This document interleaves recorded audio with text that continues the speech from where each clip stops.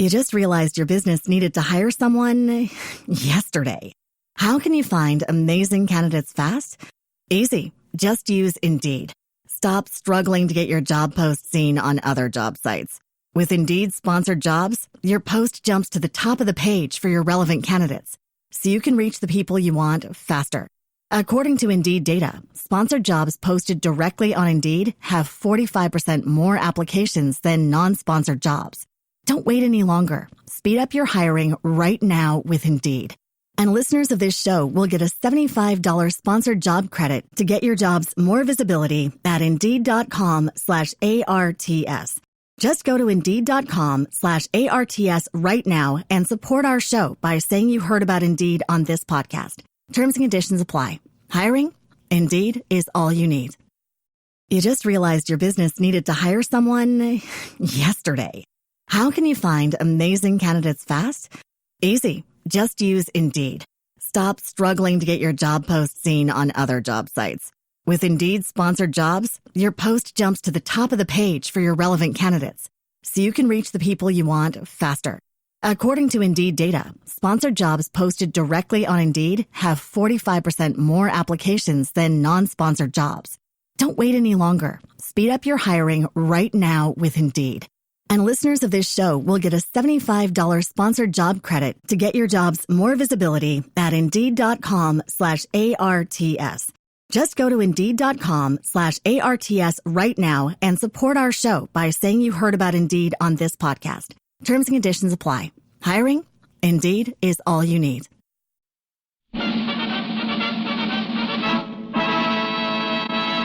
From Hollywood, California, the Lux Radio Theater presents Walter Huston and Nan Sunderland in the Sinclair Lewis story, Dodsworth.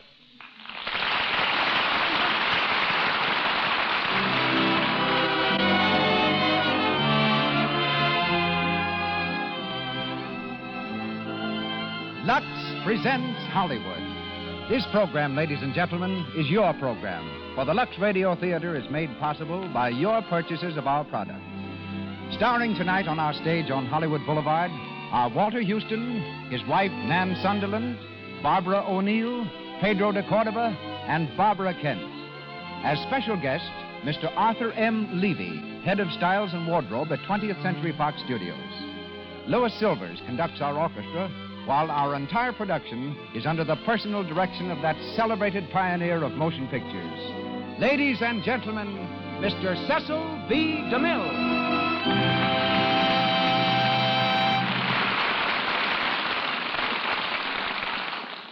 Greetings from Hollywood, ladies and gentlemen.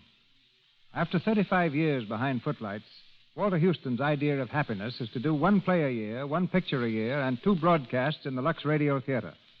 The rest of his time he spends at his home in the San Bernardino Mountains, 100 miles from Hollywood, where your prestige is gauged by the amount of wood you can chop. It's typical of Walter that he enjoys this brand of happiness. He once said, if I were a different type of man, I'd undoubtedly be tempted by the money to be made doing several pictures a year. I'd get rich and very miserable. It would keep me from the stage. It would keep me from the mountains. And I'd be playing parts I probably wouldn't like. Sooner or later, he says, we're going to discover that money is the most overrated thing on earth and honest work the most belittled. The practice of that philosophy has made Walter one of our most sincere and competent artists.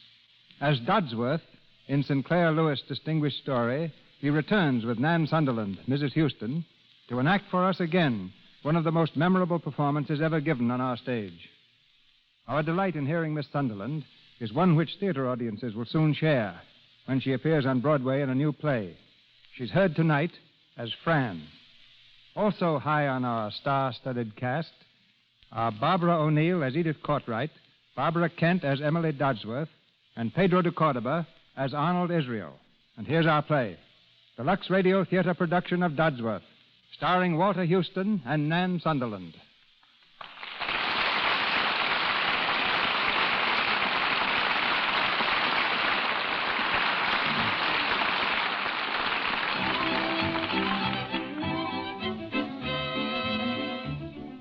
Our scene is the comfortably furnished library of the Dodsworth home in Zenith. It's late afternoon, and Fran Dodsworth, smartly dressed for traveling, sits beside the fire, checking over a list of things to be done before her departure. Mary, the maid, listens attentively. Let me see now, Mary. Wasn't there something else? Oh, yes, those books on the table. Mr. Dodds was taking them along. See if you can't slip them into his big leather suitcase. Yes, Mrs. Dodsworth. And send all the old magazines to the Salvation Army. Yes, Mrs. Dodsworth. And when my daughter and Mr. McKee get back from their honeymoon, I put all the wedding presents that came after they left in the closet of Miss Emily's old room. I'll tell her, ma'am. Oh, Sam, how are you, dear? That's all, Mary. Yes, Mrs. Dodsworth. Well, is everything settled, Sam? Yes, it's all over. The Revelation Motor Company, Samuel Dodsworth, president and founder, became the property of United Motors a little over an hour ago. How do you feel? Well, how would any man feel who just sold 25 years of his life? I suppose you feel kind of lost. Well, I knew what I was doing when I sold, Fran. I know what I'm after from now on. You mustn't feel lost, though. I mean, that will wear off. Life isn't going to be empty from now on. It's going to be fuller than ever and richer for both of us, Sam. Think, darling, you're free. After 20 years of doing what was expected of you, we're free. Yes, I suppose so. Don't look so mournful about it, darling. It all seems so exciting to me. Yeah, but I'm just as keen on this trip as you are, Fran. I'm raring to go. I've always wanted to see London and Paris. Oh, but I want much more than a trip out of this, Sam. I want a new life all over from the beginning. A perfectly glorious, free, adventurous life. Well, what's to prevent? Nothing if we start off on a free foot. Why, I'd almost sell this house so we wouldn't have anything to tie us down. Oh, good Lord, Fran, it's our home. We built ourselves into it. What I want is to get us some new selves now. Me? Yes, you. Why, if we weren't tied to this deadly, half-baked Middle Western town... Now, Fran, don't start knocking Zenith. I can be free enough without going back on my hometown. I'm thinking of my freedom, too. In Europe, a woman of my age is just getting to where men take a serious interest in her. And I just won't be put on the shelf by my daughter when I can still dance better and longer than she can. I've got brains, and thank heaven I've still got looks. And no one ever takes me for more than 35, or 30 even. I'm begging for life, Sam. No, I'm not. I'm demanding it. Well, I see how you feel. All right, I'll enjoy life now if it kills me, and it probably will. We've earned this trip, Sam. It's coming to both of us. You've got plenty to show for all your work. We've brought up Emily and seen her married. And I've done my part, Sam. It hasn't always been easy. And it will, dear, from now on. Oh, Sam, I love you ever so much more when you're not just an old horse in a treadmill. I say, you bloody European traveler. Oh, hello, Tubby. Hello, matey. Oh, Voulez-vous dear. français, Springsy Dites? Got a spaghetti? Oh, stop being funny, Tubby. Oh, let him alone, matey. He's just glad to see us go. Sure. How are you, Fran? All right. Let me take your things, matey. Oh, thanks. We weren't satisfied just to come to the station with everyone else, Sam. No? We're going to New York with you. Yeah? What? That's right. Me and the wife's going to see you off the pier. Toot, toot. All ashore. Goodbye. Say, that's great, isn't it, Fran, huh? Yes. I'll run up and close the bag. But, Fran, Tubby and matey came to see you, too. I won't be long. Oh, can't I help you? Go ahead, matey. Oh, let me come along, Fran. I won't be in the way. Well, Tubby, old son of a gun, how about a cocktail? No, thanks. What's wrong with you? I think I'll stay sober until after I've given you a hunk of my mind. Yeah, what have I done? You know darn well what you've done. Americans like you and me can't quit work, Sam. We've meant to keep on working till we die in harness. Tubby, I'm out to make a new life for myself. I'm out to learn how to enjoy my leisure now I've retired. I've been doing things that people expected of me always. Oh, shut up. If you think I can see my oldest and closest friend turned into an expatriate parlor snake because Zenith isn't good enough for his wife. Easy now, easy, Tubby. Ever since college, I've guessed you and looked up to you. You're pretty near everything I'm not and ought to be. But you're a blame fool when it comes to your wife. You don't know what you're talking about. What were you trying to do, Tubby? Make Sam buy back the company? No, I wasn't. But Sam's going to regret this the end of his life. He knows it as well as I do. No, I don't, Tubby. I don't know anything of the kind. All I know is that I'm out to see some of the world I haven't seen and get a perspective on the USA. I might get to know myself at the same time. I might even get to know my wife. Fran, did I remember to tell you today that I adore you?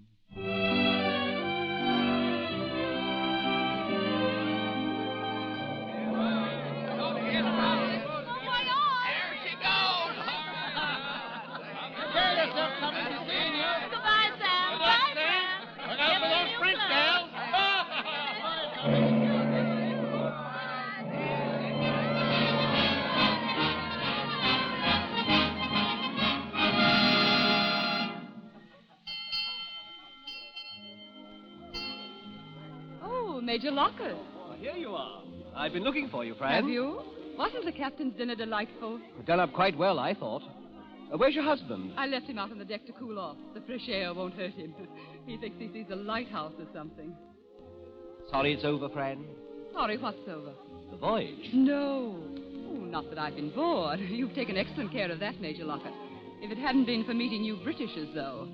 Sam says he can't wait to set foot on British soil. Well, neither can I. But when I do set foot... You'll try your wings. That's very pretty, Major. I hope I don't fall. I've been laying out things for us to do in London. For us to do? Why not? Fran, it was land. Oh, was it, Sammy, dear? Bishop's Light, they call it. Say, I could get ashore in half an hour if I had a motorboat. I can't believe we've done it. Ashore in England. If you keep on across the ocean in a straight line, Sammy, you're bound to strike land sooner or later. I know, but England. That's the most natural part of it, Dodsworth. If it were Africa now, where England ought Well, to my first sight of England isn't funny to me. Come on, Fran. Come on and look at the light, huh? I suppose we'll have to. Coming, Major? Well, it is my native land.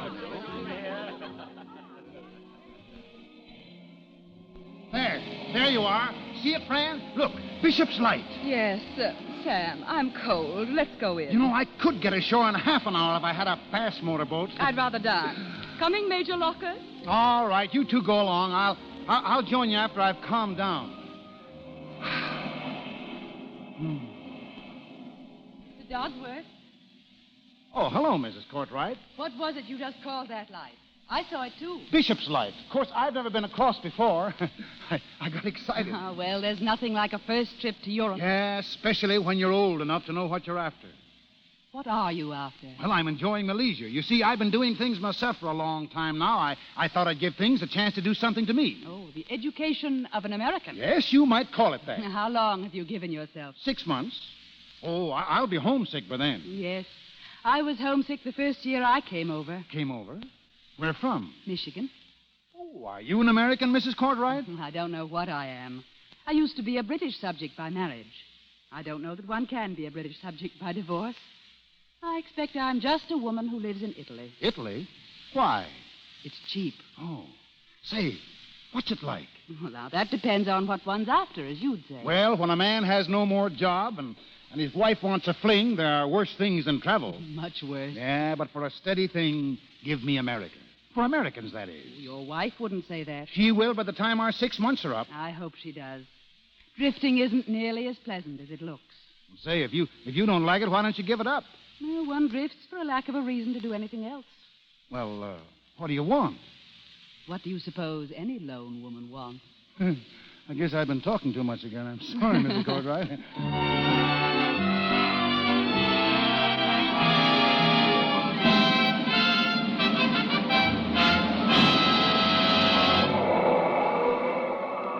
Look around you, Fran. Piccadilly, London. Sam, please. No, I just can't get over it. Smell it. Sooty. That's the coal smoke. Listen to it, Fran. You know, New York may be noisier, but this is deeper. Sam, don't act like a tourist. Come on.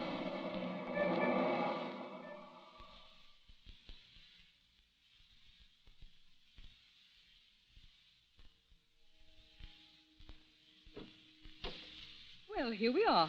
Come in, Major Lockett. Thanks. Oh, it was a grand evening, wasn't it? Was for me. Oh, Sam. Sam, dear. I guess he's not home yet. Sit down, Clyde. It's rather late. Oh, please, Clyde. He's gone off to a stag dinner. Won't be home for hours yet. You can keep me company. I say, he isn't likely to come in roaring, is he, and shoot me when he finds me here. Sam. Sam has all the old-fashioned virtues except jealousy. Call it a virtue, do you? Well, when a wife who isn't exactly plain and seems to be attractive to other men and doesn't mind when they show her that they are attractive. Oh, quite. Yes, I see what you mean. Clyde, you're not being as amusing as usual tonight. I don't feel amusing. Be informing, then. Tell me the story of your life. I'd rather hold your hand. You don't mind?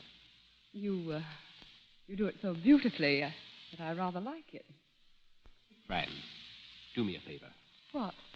Don't go trekking over to the continent. You belong here, Fran. I need you here. You don't mean that. And I don't want you to mean it. Fran, darling. Clyde, please, please. There. Does that show you that I mean it? That was a very silly thing to do, Clyde. Fran, And I didn't like it. I think you'd better go. you're trying to make me feel that you resented my kissing you. Did you think I wouldn't resent it?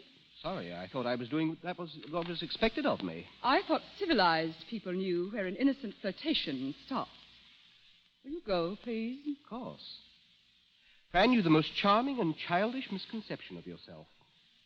You think you're a woman of the world. You're nothing of the sort, and I'm afraid you never will be.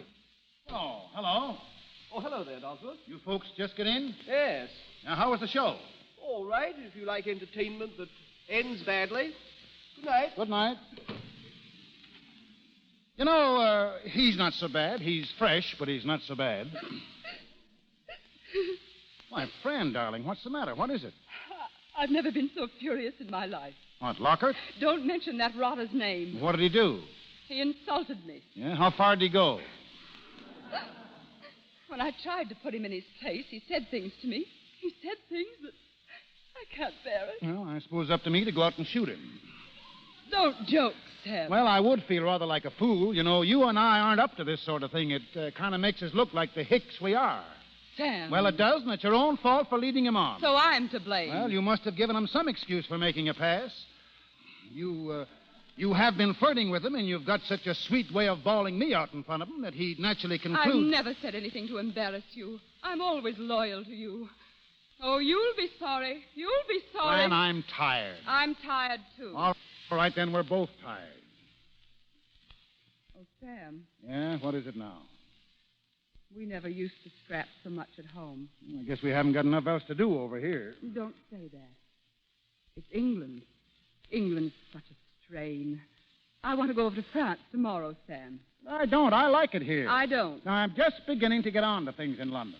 I've got a date to look at some aeroplane factories I here. don't care if you have. I know, but France will be so foreign. I want it to be. I want to start all over. I'm ashamed of this Lockhart business. And I can't stay in this country with that man laughing at me and saying What, that did you kick him out? Now, you've got to take me away. I don't trust myself. I'm afraid of myself. Afraid, sweetheart? Yes, I am. I'm just a woolly American like you, after all. If you ever catch me trying to be anything else, will you beat me? Well, will I have to beat you very long at a time? Oh, darling.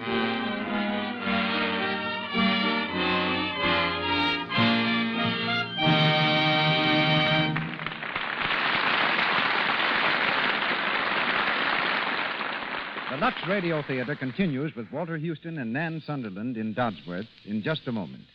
Before we go on, however, let's look in on a Hollywood tea party. It's a kitchen shower for one of the girls over at RKO who's getting married the end of the week. Oh, I'm the luckiest bride that ever was to get all these dandy presents. Oh, this is just the beginning, Grace. Well, here's another. From Emily.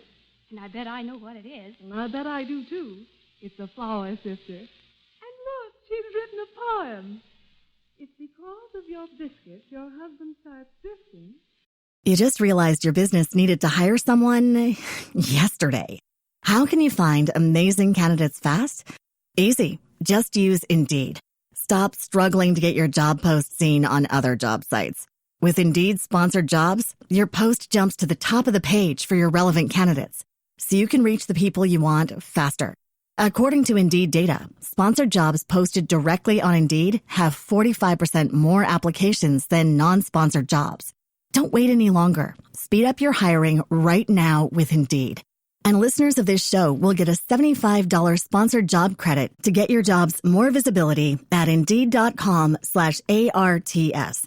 Just go to Indeed.com/ARTS right now and support our show by saying you heard about Indeed on this podcast. Terms and conditions apply. Hiring? Indeed is all you need. You just realized your business needed to hire someone yesterday. How can you find amazing candidates fast? Easy. Just use Indeed. Stop struggling to get your job post seen on other job sites. With Indeed sponsored jobs, your post jumps to the top of the page for your relevant candidates, so you can reach the people you want faster. According to Indeed data, sponsored jobs posted directly on Indeed have 45% more applications than non-sponsored jobs. Don't wait any longer. Speed up your hiring right now with Indeed. And listeners of this show will get a $75 sponsored job credit to get your jobs more visibility at Indeed.com/ARTS. Just go to Indeed.com/ARTS right now and support our show by saying you heard about Indeed on this podcast. Terms and conditions apply. Hiring? Indeed is all you need. It's no fault of the flower if it gets a good sifting. Oh, that'd be swell. Oh, here's something from Dorothy. What do you suppose it is? That's written a poem, too. Perhaps that will tell. First a tip from me to you. Hands shouldn't show the work they do. So here's my gift. Lux Flakes, my friend. The beauty care that protects my hands. Why, Dot, I always thought you gave your hands some expensive beauty treatment. Oh, not much. Why should I bother with beauty treatments when I use Lux for dishes? Well, most people seem to get red, rough-looking hands from dishwashing. And you won't have to worry about that. With Lux Flakes around the house, you can keep your hands as soft and nice. Why, you can look like you never did a lick of work in your life. Well, I guess I'll be using your gift every day, Dot. I'm glad you started me off with a big box. Oh, I always get the large size. It's more economical, really. Come on, read this next one. An ode on what's owed to the butcher. Mr. DeMille presents the next scene of Dodsworth. We continue with Dodsworth, starring Walter Huston and Nan Sunderland, with Barbara O'Neill, Pedro de Cordova, and Barbara Kent.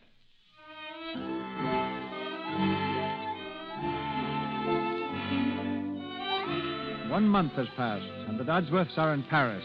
We're in their hotel suite, where they've been entertaining some of their newfound friends. On a balcony high above the city, we find Fran Dodsworth with Arnold Israel, a suavely polished citizen of the world. And what can I do to make myself a part of your Paris, Mrs. Dodsworth? Come to dine with us again, Arnold. Oh, no. You and your husband must come to us now. Tuesday at 8, Quai Voltaire, through the Carousel and straight over the river. Oh, what a charming address. Where do you call your home, Arnold? I was born in Krakow. I grew up here. I keep my residence in New York, a flat in London, and a villa at Antibes. Oh, what an ideal existence. I believe in freedom and variety. So do I. That should cement our friendship. Madame de Penab tells me that you and she are taking a villa on Lake Geneva for the summer. Well, it hasn't been settled. Then you will not return to America with your husband in June? That hasn't been settled either. I expect to be at Geneva in August. Perhaps I Oh, you must come to see us. I mean, if we're there. Oh, I shall be delighted. Really delighted. Mrs. Dodsworth? Oh, yes. Mrs. Cartwright? Everyone seems to be going. I must say good night. And so must I. It's been a charming evening, Mrs. Dodsworth. I've been happy to celebrate your birthday with you. Oh, I hadn't realized it was your birthday, Mrs. Dodsworth. I wish I hadn't. No woman enjoys getting to be 35. When you're 40, as I am, you'll look back on 35 as a most agreeable age. I hope I look as young as you do, Mrs. Cartwright, when I'm 40. You're almost sure to, my dear. I must get my coat. My dear, don't. What?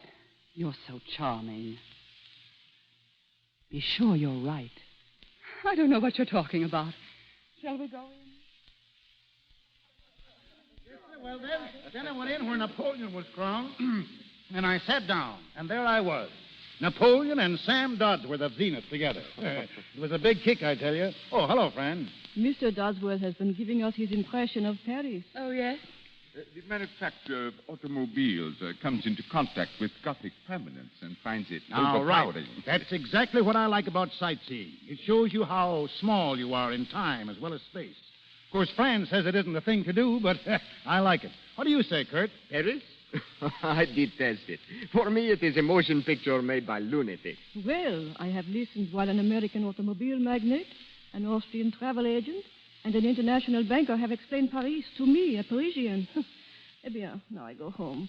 Good night, my dearest friend. Good night, Madame de Penab. Good night, Court, dear.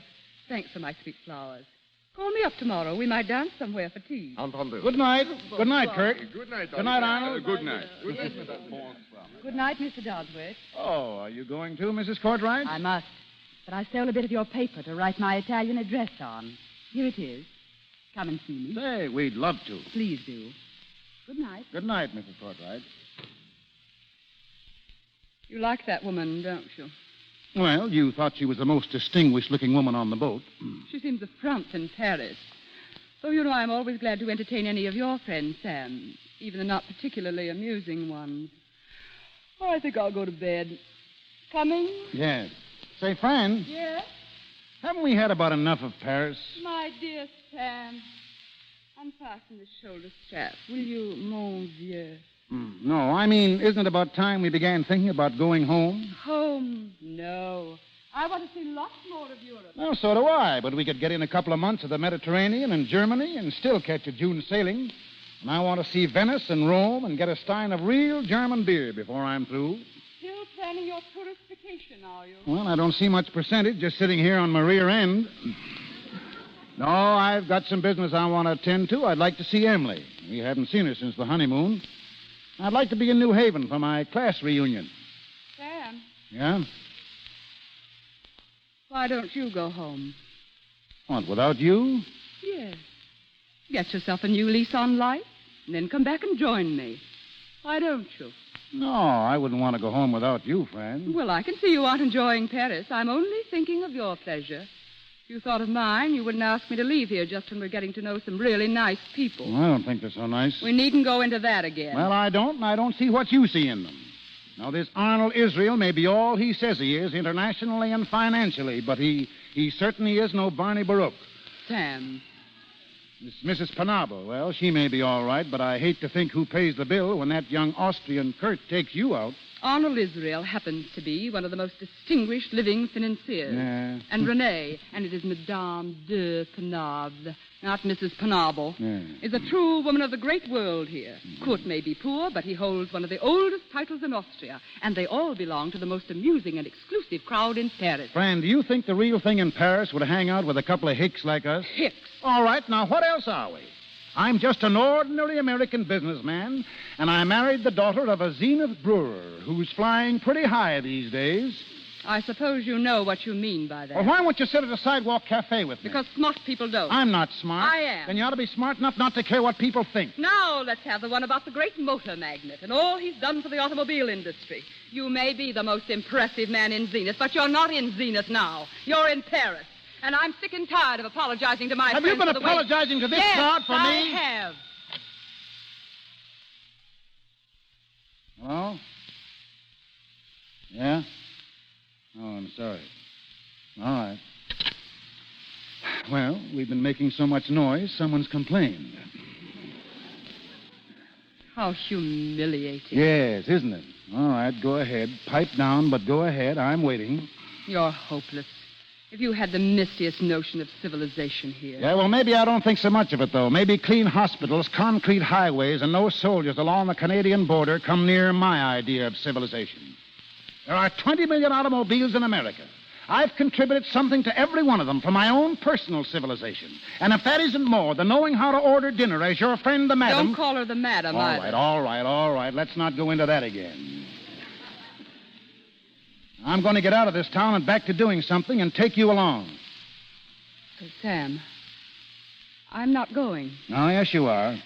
I think we need a vacation from each other. Well, I don't feel that way about it. I've taken a villa with Renee de Penable in Switzerland. Well, I think you might have told me. I've got my own money. Fran. What? Fran, my darling, you're not drifting away from me. I hope not. Well, you and I, Fran, after 20 years? All right, I'll give it up. I won't go home. You've got to go. I can't stand being torn this way any longer. I'm suffocating. Fran. I'm sorry for everything mean I've said, but if we're going on together, I've got to be left alone this summer. Now, don't look so hurt, and please don't be angry. Or do be angry if it'll make you feel any happier. But remember that I did make a real home for you, and I'll do it again. But you've got to let me have my fling now, because you're simply rushing at old age, Sam, and I'm not ready for old age yet. What are you looking at? Shipping news. I just thought I'd see the first boat I could catch. Look at this. Sam Dodsworth's home. Sam Dodsworth's home. Said he had a class reunion. Sam Dodsworth, and she's not with him. Well, why should I say anything I didn't think? You didn't think what would make me think. Well, maybe I don't care what you think. Well, you'd better care what I think. Hello, Dad. Hello, Tubby. Matey's here. We've been waiting for you. Sam, Tubby. Was it fun in New Haven? Did you have a good time? Had a wonderful terrible. Oh, what is this? A heat wave or just a hangover? Sam. Sam, yeah, Sam. I'm going home. Well, go ahead. Tubby, sit down. I'm going home. Tubby. Is anything wrong, Dad? No. Has a cable come for me today? Not yet. Why, there should have been a cable from your mother. I can telephone them. No, don't bother. The cable would have come, they'd have sent it out, wouldn't they? Don't be cross, Father. I'm not being cross. I only asked if there'd been a cable. In the old days, I wouldn't have to ask. Been laid out on my table for me. The way things run around this house, I can't find anything of mine. I know things aren't the same, Father, but please don't be difficult. Well, can you blame a man for being difficult when his own family makes him feel more homeless in his own home than he did in Paris? I'm sorry you feel that way. Well, it's a fact.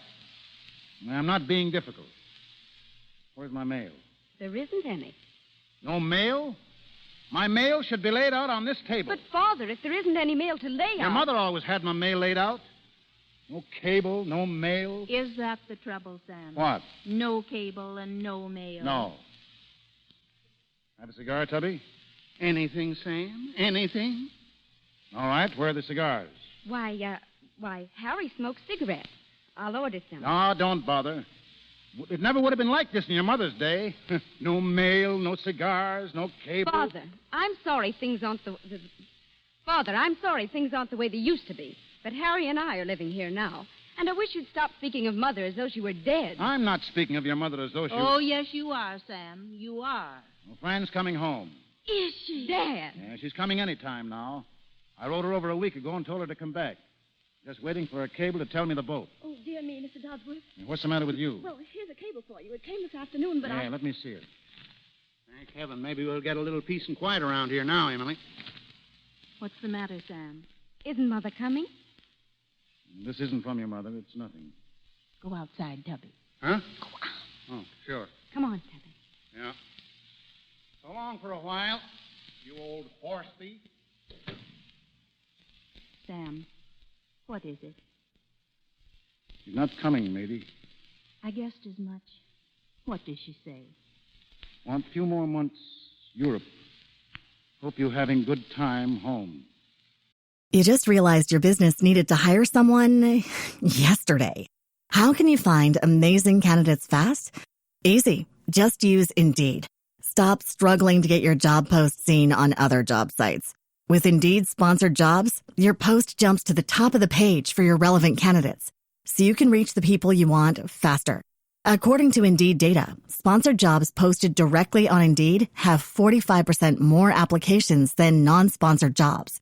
Don't wait any longer. Speed up your hiring right now with Indeed. And listeners of this show will get a $75 sponsored job credit to get your jobs more visibility at Indeed.com/ARTS.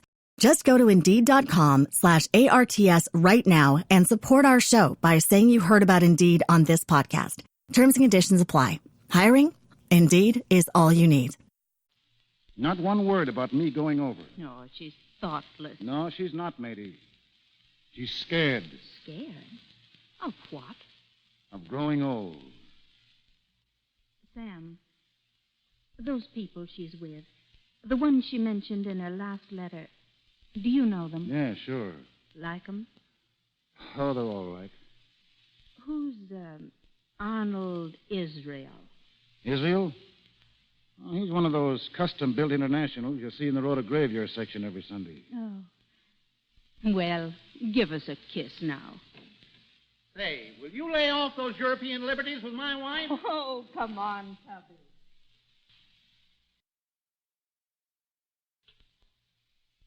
Telegraph office, please. Hello? This is Samuel Dodsworth speaking. Take a cable going to Mrs. Dodsworth. Same address as my last.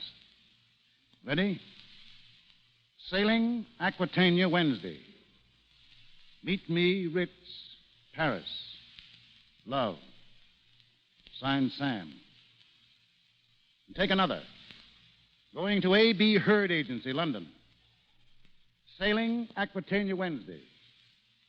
Stop. Using utmost discretion, ascertain day-to-day address of Arnold Israel, Paris. Keep me informed, wireless. Signed, Dodsworth. Yes, send them both straight. Yes, repeat them, will you?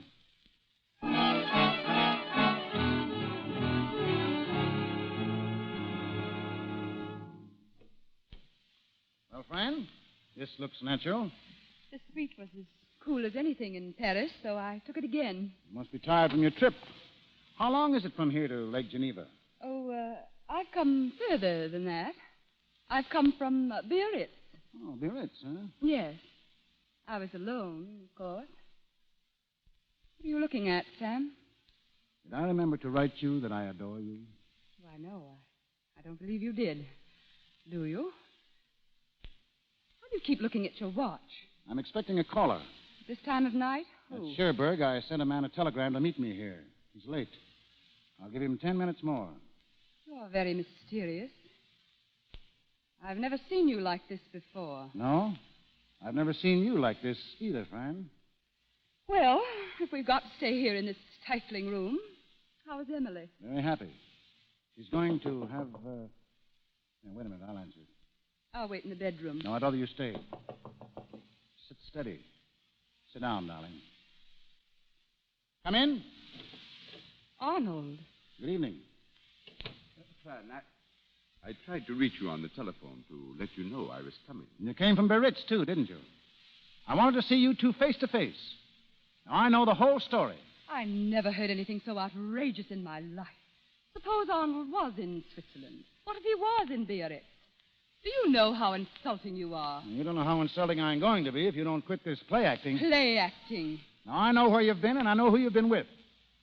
What I want to know is, are you coming home with me as my wife or staying here in Europe? Sam. You wouldn't put matters so bluntly if you understood, Dodsworth. Now, I understand. I'm sure that you and Kurt and Madame de Penable have given her things she wanted and never got from me. But I'm interested in what I need and want. And that happens to be peace of mind. But if you bring yourself to see matters reasonably... I've crossed the Atlantic Ocean to be reasonable. Fran, I've loved you and been married to you for 20 years. I'd like to hang on to you if I can. You want to marry each other? Well? My dear madam. No, we don't. You want to divorce me, then? I can tell you she does not. Is that true, Fran? Why should I want to divorce you? You're my husband, aren't you? Couldn't very well divorce me if I weren't. Oh, you can laugh. Yes, I can do worse than that. This much having been cleared up, what have you to suggest? That Fran and I try and forget what's happened. Start out on a long hike tomorrow, the Tyrol, Italy, any place. And sail back home in October. Oh, no, Sam. No, not just yet. And you'll have to divorce me or I'll divorce you. Sam. I told you where I stand. You're trying to take my youth away from me and tie me down to being an old man's wife. You've got your choice. You're trying to take my happiness away from me, the only romantic happiness I've ever known. Fran, please, that was unnecessary. Listen, I didn't call you in here to defend me. It's too ridiculous. It is ridiculous, Certainly it's ridiculous. I knew we'd all end by looking like fools. I'll go now, if you'll excuse me. Sure, I'll excuse you. I hope you achieve your peace of mind. Good night. Good night. Now, Fran, I'm going to see this thing through if it can be done. I'm ready to wipe the slate clean if you are. When do we start? Where do we go? Anywhere you like, till we go back home in October. Zenith in October. No, you'll be wanting to go home. Emily's having a baby in October. Emily? A baby? She didn't tell me. No, she left that to me. How is she? Is she well? Oh, yeah, she's fine. I must send her a cable. Think of Emily having a baby. So you see, we've got to behave ourselves because we'll be a couple of old grandparents in October. Grandparents.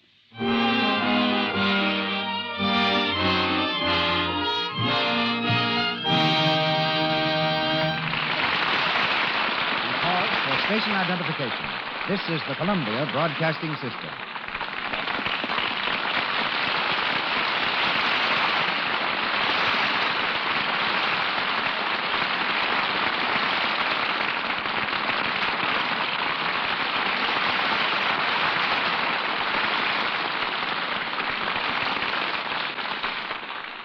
Dodsworth with Walter Huston and Nan Sunderland is resumed shortly. Tonight's glimpse of backstage Hollywood focuses on costumes. At 20th Century Fox Studios, they're making a film called Alibaba Goes to Town. In it, Eddie Cantor, the star, wears a red turban. Before that turban was made, more than 50 shades of red silk were photographed. Yet when you see the picture, you won't be able to tell if the turban is red, green, or blue. You may wonder why the studio went to all this bother, and why the clothes bill on $1 million production will often exceed $100,000. Answering your questions is the only man connected with a major studio who not only supervises the making of costumes, but is responsible also for creating the styles from which they're fashioned. At present, he's working on 14 major productions. The head stylist and wardrobe manager of 20th Century Fox, Arthur M. Levy. Thanks, Mr. DeMille. We want to all that trouble on Eddie Cantor's turban because if we didn't get the right color, you would see on the screen an ugly shade of gray. That's how revealing a modern picture camera is. Our costumes must pass screen tests before they are used in a picture. Only after they've been tested on the star and shown in the projection room are we satisfied that fit and color combinations are correct. I recently found a man who does nothing but wrap turbans for the movies. He's Bhagwan Singh, a Hindu, who makes a good living wrapping turbans according to the social or religious position of the wearer. Yes, Bhagwan saved the wardrobe department time and embarrassment on such pictures as Wee Willie Winky and Lives of a Bengal Lancer. Other time savers are the dummies in our fitting rooms that are made to the exact proportions of individual players. The dimensions are changed from time to time as the star loses or gains in weight, and the first fittings are made on them. But our biggest worry is keeping abreast of production, avoiding delays that might hold up the actual shooting of a picture. One of our ways of overcoming this is to have a staff of cleaners and laundry people working every night, getting today's wardrobe in shape for its use again tomorrow. Because of the terrific speed at which we work, we've become one of Lux's biggest customers in Hollywood. Lux flakes clean not only well, but fast. We can depend on them to have things ready and up to our exacting requirements in a minimum of time. And Lux is perfectly safe for even the finest washable materials. We must use the best materials not only for appearance's sake, but because of the months of hard use they get during production. We've provided against emergencies in the Buccaneer by having duplicates made of every important costume in case they should be torn or damaged. We do that, too. Our film in Old Chicago has a scene in which Tyrant Power runs through the city streets during the historic fire. He falls down, rips his clothing, is splashed with mud and drenched in water. This scene was shot 4 times, and each time Tyrant had to start off fresh and untorn. We were prepared by having 6 duplicates of his entire wardrobe ready. The research work on that picture was very interesting. For example, the question arose as to what kind of a shield was worn by a Chicago policeman in 1854. Going to Chicago and checking the city files, we found the shield was made of copper. We also found out that it was from those copper shields that the slang term cop originated. Before you leave, tell us what we'll all be wearing next season. Well, since most of the style news we hear is all about women's clothes, here's a little advanced news for the men. Probably as a result of the Duke of Windsor's visit to the Austrian mountains, the Tyrol influence is the smart note on the screen and on the street. Suits and overcoats will be rough and homespun. You'll see plenty of color. There'll be reverse calf shoes, heavily stitched and with square toes. Felt hats will have heavy cords and large feathers. And gloves, sweaters, socks, and scarves will feature the Tyrolean hand-knitted peasant pattern. But don't worry, gentlemen. Your wives will probably pick out your clothes anyway. Good night, Mr. Good night, Mr. Once again, Walter Huston and Nan Sunderland in the Sinclair Lewis drama, Dodsworth.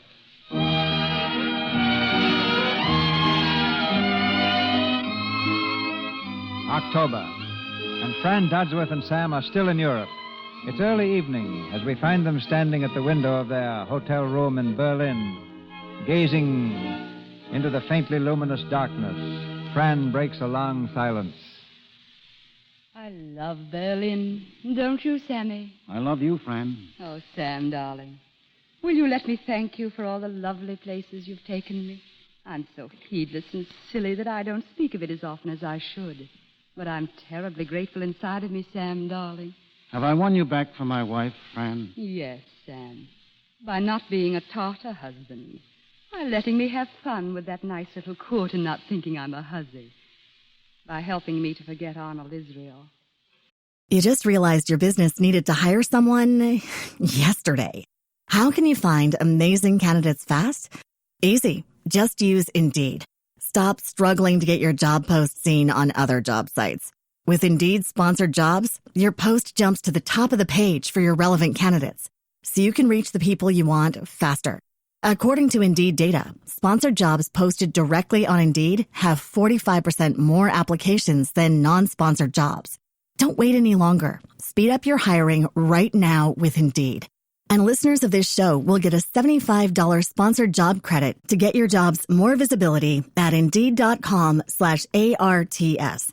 Just go to Indeed.com/ARTS right now and support our show by saying you heard about Indeed on this podcast. Terms and conditions apply. Hiring? Indeed is all you need. Sam, haven't you anything to say to me? Well, what is there to say? Well, after I've just opened my heart to you, it's a little embarrassing for you to stand there and say nothing. It makes me feel self-conscious. Self-conscious. I guess that's my trouble, Fran. I've lost my bearings. I don't know where we're heading. Oh, I think I'll call up Emily and hear how the baby got through his first day. But there isn't time. Kurt's coming to take us out to dinner, and you're not even dressed. Kurt can wait. It isn't polite. And, Sam, I know how thrilled you are over Emily's baby, but you mustn't tell Kurt. Why not? Because he thinks of me as young, and I am. Fran.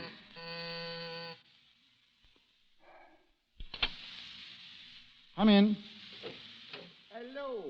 Hello, Kurt. Well, is that wife of yours ready for us, Sam? I take you to a new restaurant for dinner. A very gay restaurant where only the smartest Berliners know to go. And dance after? You can make Sam get dressed. Well, I'm sorry I didn't feel like getting dressed. No, I guess I'll let you two go along without me. Oh, no, Sam, you must come with us. What fun do you think it is for me to sit up all night watching you two dance? Oh, do not speak so crossly, Sam. You should be happy to see Fran happy. Oh, I didn't mean to snap. Oh, I just got some rather important news from home. News? Sam. Yeah, oh, nothing that would interest you, Kurt.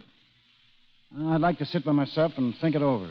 Perhaps Sam does want to be left alone tonight. But I want to go out. I want to. All right, go ahead, Kurt. You and Fran run along. I'll be all right.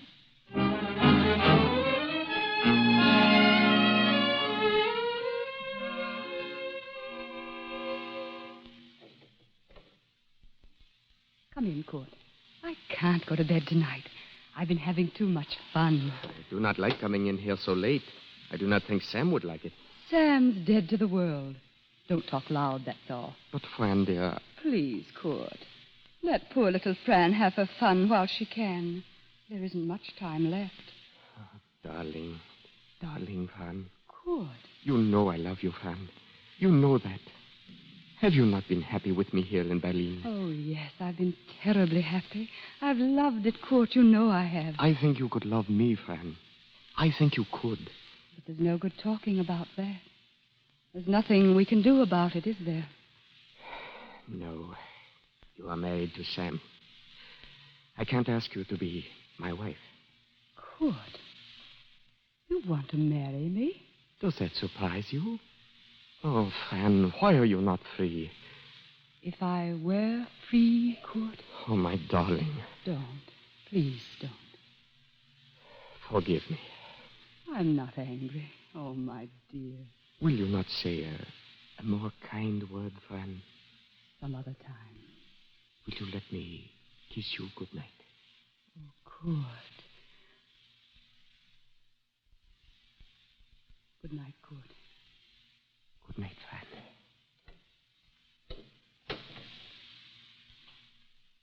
If I were free.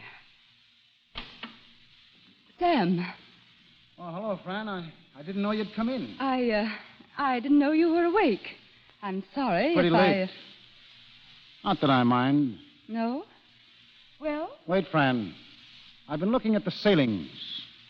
How about it, Fran? Let's get out of this. Sam, please. Why are you always so anxious to go home? I'm sick of it. I'm taking no more chances on another Arnold Israel. Now, I know this friendship for Kurt is harmless enough, but you might get fascinated. You think I might? You really think I might? Well, I love Kurt, and he loves me, and I'm going to marry him. I've decided it only just now, this minute, since I found that you were listening at the door. The great Dodsworth, great prowling elephant. Fran. I'm sorry Kurt didn't stay to punch your head for spying in on us. I wasn't spying. I didn't You've hear never anything. known anything about me, not what I had on, nor what I thought, nor the sacrifices I made. Look out now. I'll be happy with Kurt. I'm fighting for life. You can't drag me back. Fran!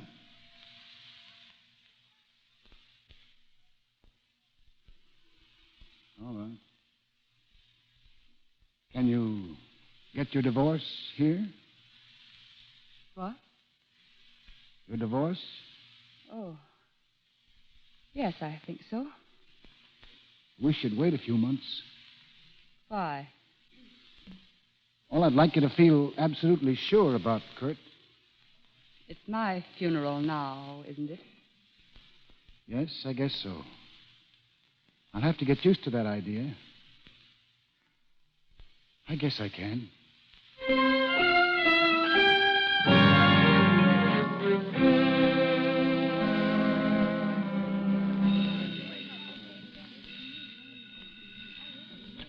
American Express office, Naples branch. Yes, senor. I will attend to it. Hello? Any mail for Dodsworth? Oh, hello. No, not a thing today, Mr. Dodsworth. Well, I guess I'll have to wait a few days. Maybe I'll get a pleasant surprise. What have you got in the line of excursions today? Well, we have a tourist party just starting for Herculaneum and Pompeii. No, I've been there. Oh, I see. Well, there's a drive around Amalfi and Sorrento. Been there, too. Would you like Paestum, sir? What's Paestum? Greek temple, sir. In excellent preservation. Well, that's more than I am. All right, I'll take a chance. Get me a car. How many in the party, sir? One. Yes, sir.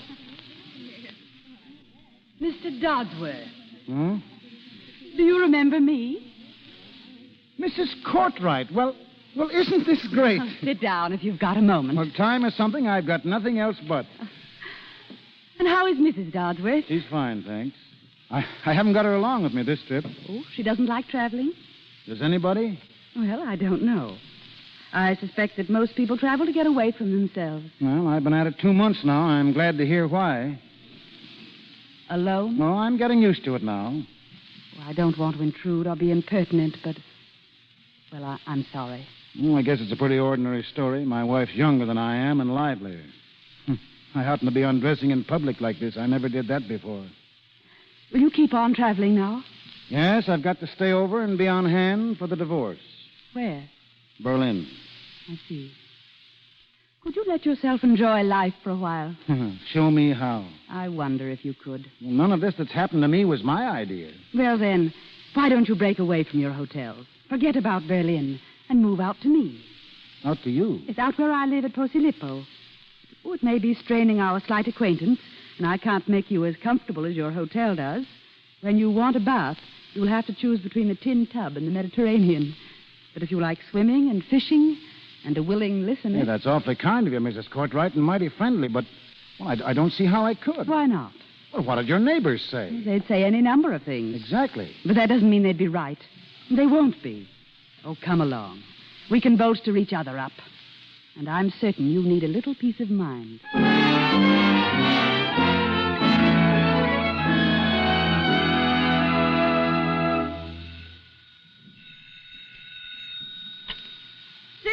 Sì. This is la Villa Cottawriter. Cosa dice? Forte. Non ti comprendo, addio. Who was that, Teresa? Oh, someone she called. I not here, so goodbye. Hello there. Hello, Sam. You been out fishing with Pietro again? Yeah, I'm going to try out this new fishing tackle later. I want to show him a few Florida tricks I know. Listen. There's one of those horrible putt-putt motors. Yeah, Pietro and I put it in the boat this morning. What? In that beautiful little sailboat? Sure, Pietro's crazy about it. And you just watch that boat beat the rest of the fishing ground. Sam, you're hopeless. Don't be hard on me, Edith. Setting up that motor's the first real fun I've had since I quit business, and it's got me raring to go all over again for the first time. To go? You mean away from here? Any place where I can get back in harness.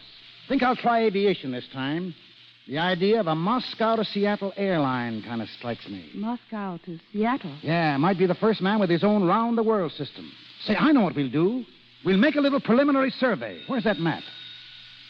I'll buy my own plane, and the day after the divorce comes in, we'll both go on a trip. We, Sam? Are you going to take me with you? Look, Siberia. Branch line from Irkutsk to Tashkent or Samarkand. Tough going for you, though, in one little suitcase. Sam, I'll go through life with you on one suitcase if you'll give me the chance. Edith, I've spent one short month with you in this house, and I can't imagine ever living without you again. Couldn't live without you, Sam. You just realized your business needed to hire someone yesterday. How can you find amazing candidates fast? Easy. Just use Indeed. Stop struggling to get your job post seen on other job sites. With Indeed sponsored jobs, your post jumps to the top of the page for your relevant candidates, so you can reach the people you want faster. According to Indeed data, sponsored jobs posted directly on Indeed have 45% more applications than non-sponsored jobs. Don't wait any longer. Speed up your hiring right now with Indeed. And listeners of this show will get a $75 sponsored job credit to get your jobs more visibility at Indeed.com/ARTS. Just go to Indeed.com/ARTS right now and support our show by saying you heard about Indeed on this podcast. Terms and conditions apply. Hiring? Indeed is all you need. Signor Dodsworth. Bellino. Oh, Bellino. All right, get in. Hello? Hello? Yes, Fran, yes. This is Sam. Oh. I'm sorry to hear that. Well, when are you sailing? Well, I guess I'll have to.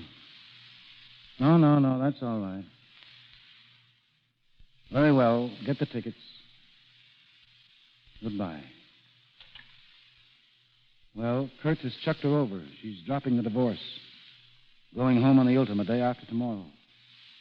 I've got to go with her. I won't let you. Well, what else can I do? I won't see you killed by her selfishness. I love you and she doesn't. You're content with me. You're miserable with her. I know, Edith, I know. You were a young man a minute ago. You've shriveled at the sound of her voice. Everything's starting up all over again. I've seen you shrivel the same way. Every letter you've got from her. I can't think. You're all wrong to go back. She needs me. So do I. Oh, but that isn't all. Think of the Moscow and Seattle line. I know, Edith. I know every bit of it. You've just got to be patient with me. What is this hold she's got over you? I've got to take care of her. Man's habits get pretty strong in 20 years. I'll go pack now. I'll send Teresa to help you. Oh, Sam. Edith, it's giving you up that's the hell of it.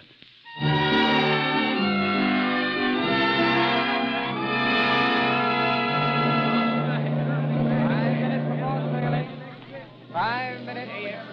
Stewart, bring me a brandy and soda. Yes, sir. Minutes before sailing. You might have asked me if I want anything, Sam. Do you, Fran? No.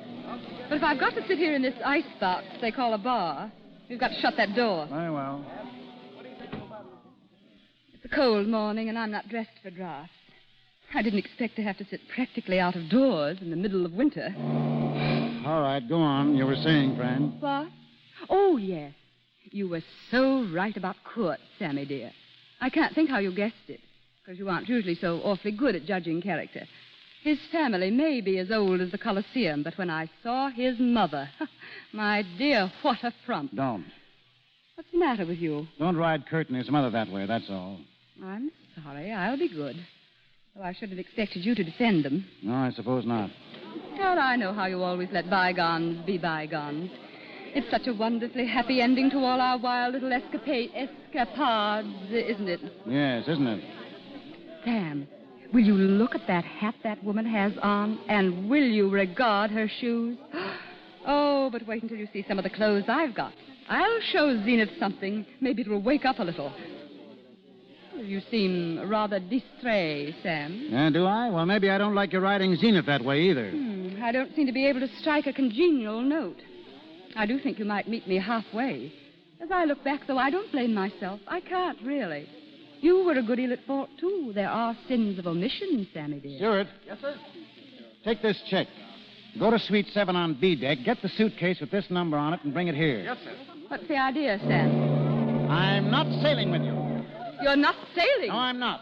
No, Sam. you're trying to put it tactfully. Sam. We just can't make a go of things any longer. You haven't learned a thing, not a single thing out of all our sorrows. And I've been flattering myself that you really wanted to come back to me. I tried, didn't I? But I'm through, finished, and that's flat. What's going to become of me? I don't know. You'll have to stop getting younger someday. Sorry, goodbye. Are you going back to that washed-out expatriate in Naples? Yes, and when I get my divorce, I'm going to marry her, and she and I are going on doing things. Do you think you'll ever get me out of your blood? I don't know. Maybe not. But love has got to stop someplace short of suicide. Sam! Sam, come back here! Come back, Sam!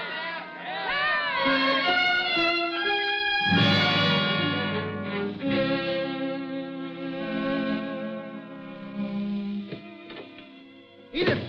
Edith, where are you? Edith, I'm here. It's me, Sam. It's Sam. Sam, you're back. Yes, you bet I'm back. Oh, Sam, what happened? Nothing. Everything. Did you miss the boat? Yes, and I'm going on missing it. I'm going to spend the rest of my life just missing boats. Oh, darling, you're going to stay. You're here to stay. Hey, you just try and get rid of me.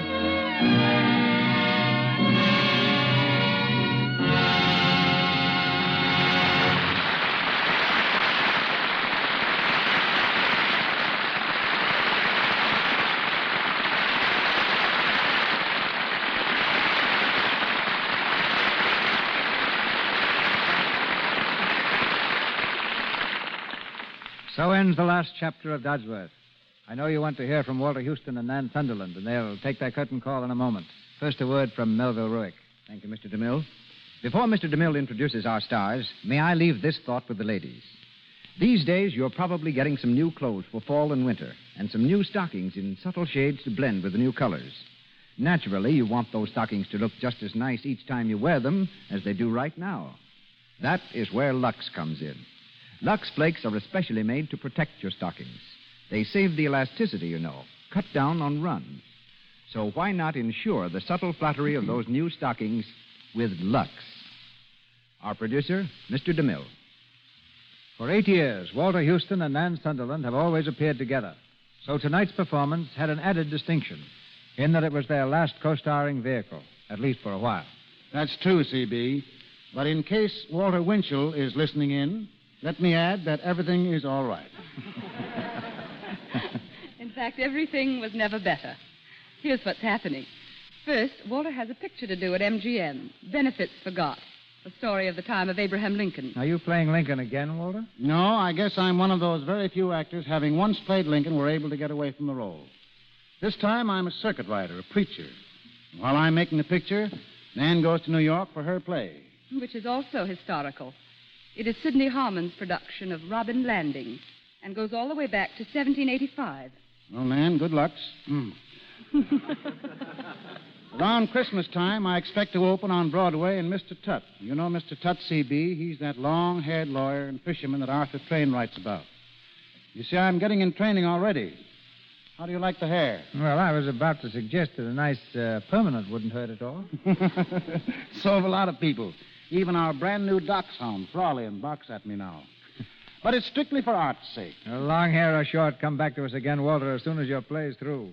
And you, Nan, just remember that the latch string will be out and the footlights will be on for you in the Lux Radio Theater always. Thank you very much, C.B. Whether we're with you as performers or listeners, there are few things that give us more genuine pleasure than this program. Yeah, and we really mean that. Yes. Now, good luck to you all, and good night. Good night, Walter. Good night, Nan.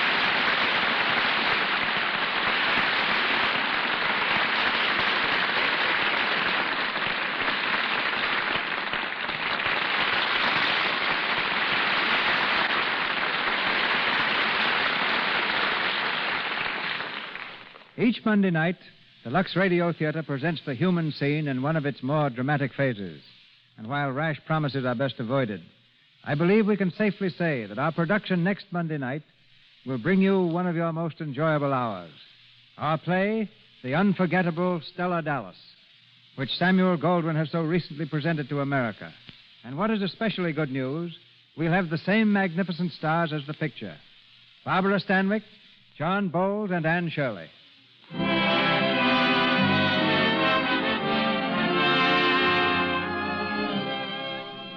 Our sponsors, the makers of Lux Flakes, join me in inviting you to be with us again next Monday night when the Lux Radio Theater presents Stella Dallas, with Barbara Stanwyck, John Bowles, and Anne Shirley. This is Cecil B. DeMille saying good night to you from Hollywood. This is your announcer, ladies and gentlemen, Melville Ruick.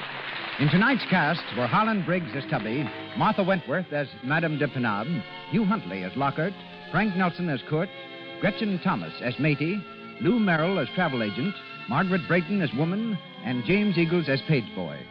Mr. DeMille appeared through courtesy of Paramount Pictures and Louis Silver's 20th Century Fox Studios, where he was in charge of music for the new film, Life Begins in College. This is the Columbia Broadcasting System.